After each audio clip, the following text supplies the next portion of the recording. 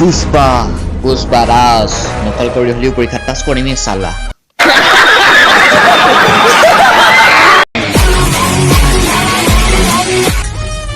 পুষ্পাৰ নাম শুনি পঢ়াত চোকা বুলি ভাবিছিলি গাধা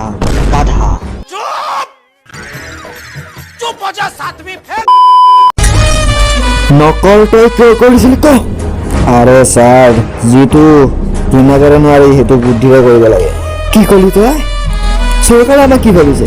আমি মেচিন নেকি এক মাহত 3টা পৰীক্ষা দিম আৰে স্কুলে খোলা নাই বেছি দিন পঢ়িলে ঘণ্টা পাছ কৰিম আমি शाबाश बेटा बहुत